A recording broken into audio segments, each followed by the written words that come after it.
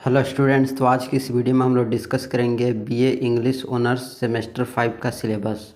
और ये दोस्तों 3 साल वाला जो ओल्ड कोर्स है उसका सेमेस्टर 5 का ये सिलेबस है। तो वो जो है आज डिस्कस करेंगे।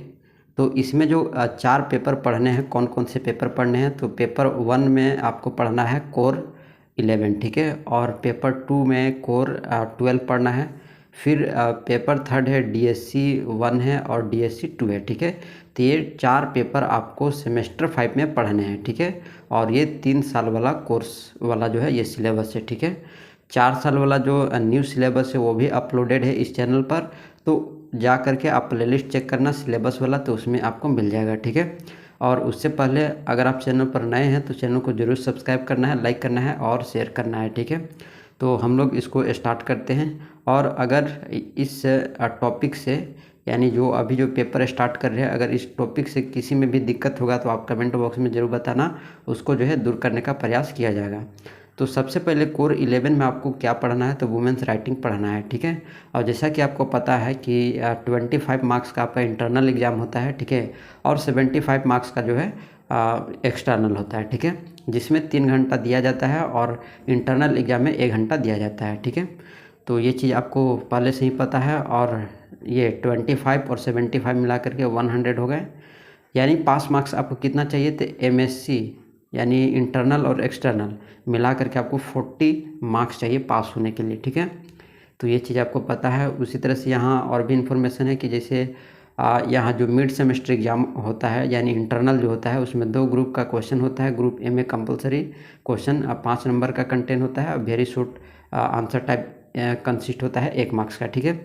फिर ग्रुप बी में जो है ग्रुप ए में जो है कंपलसरी होता है, 5 क्वेश्चन रहेगा, वेरी शॉर्ट टाइप का रहेगा और 1 क्वेश्चन जो है 1 नंबर का रहेगा, ठीक है। ग्रुप बी में जो है 6 क्वेश्चन रहेंगे, जिसमें से 5 का ही आंसर आपको 6 क्वेश्चन रहेंगे, ठीक है। और 5 मार्क्स ईच, ठीक है। और प्रत्येक जो है 5-5 नंबर के रहेंगे। अब out of which any 4 are to answer, और उसमें से आपको 4 का ही आंसर देना है, ठीक है। यानी टोटल 6 क्वेश्चन रहेंगे। 6 क्वेश्चन जो रहेंगे उसमें से आपको 4 का ही आंसर देना है। और ध्यान देना है कि ये क्वेश्चन जो है 5 नंबर का रहेगा, ठीक है। तो इधर 20 हो गया और उधर 5 हो गया, यानी 25 हो गया, ठीक है।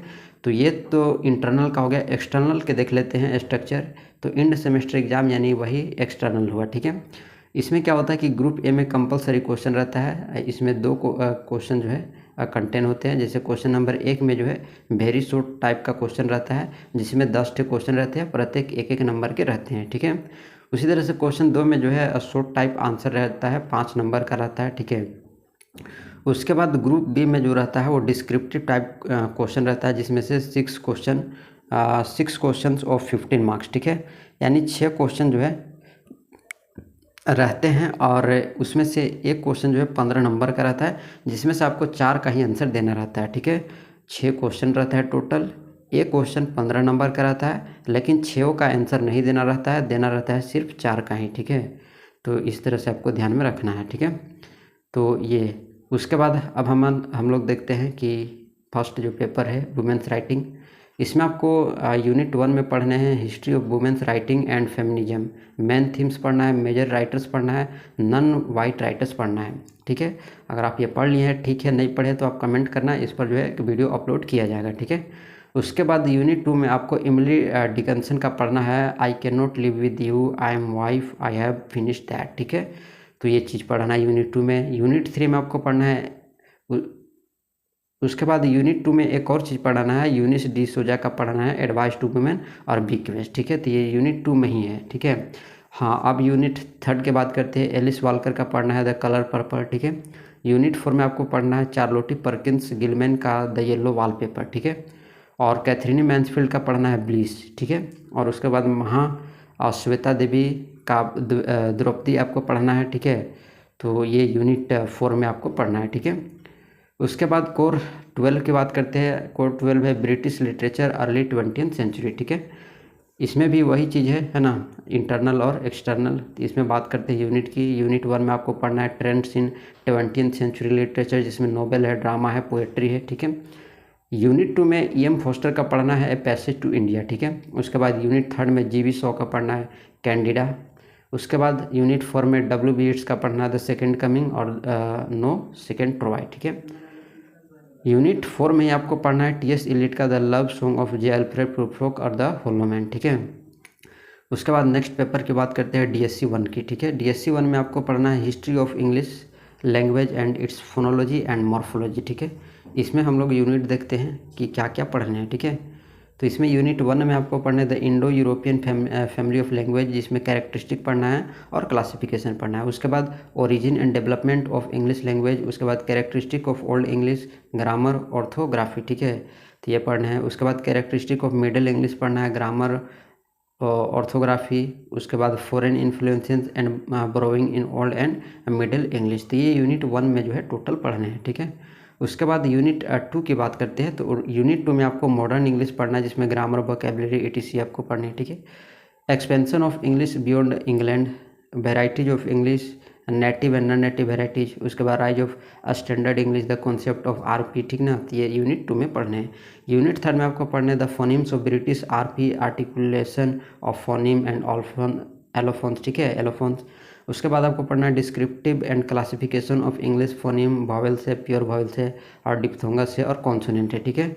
उसके बाद इसी में भी और पढ़ना है वर्ड स्ट्रेस पढ़ना है, प्राइमरी एंड सेकेंडरी स्ट्रेस पढ़ना है, certain patterns of word stress in English आपको पढ़ना है, ठीक है।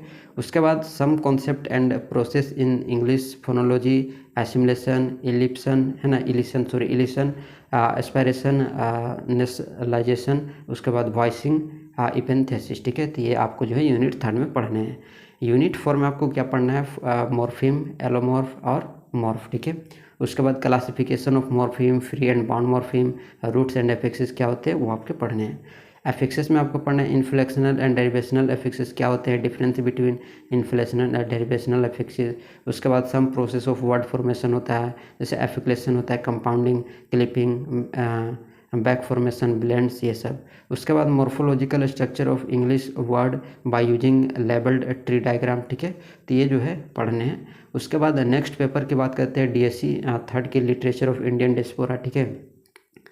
तो इसमें क्या क्या पढ़ने हैं देखते हैं। यूनिट 1 में आपको पढ़ना है MG वसंत जी का द बुक ऑफ सेक्रेट, है ना।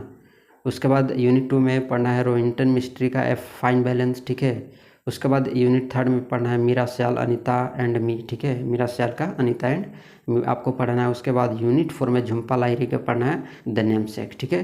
तो ये टोटल जो है मैंने आपको सिलेबस जो है बता दिया, ठीक है, नीचे भी था।